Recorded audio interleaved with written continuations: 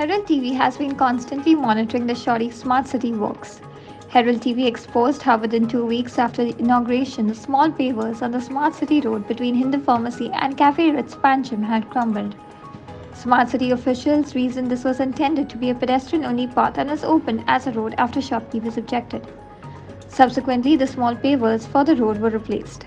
However, though, a ramp had been made for the disabled along the footpath, but there was no supporting railing. Now, therefore, Smart City Contractor has installed a railing.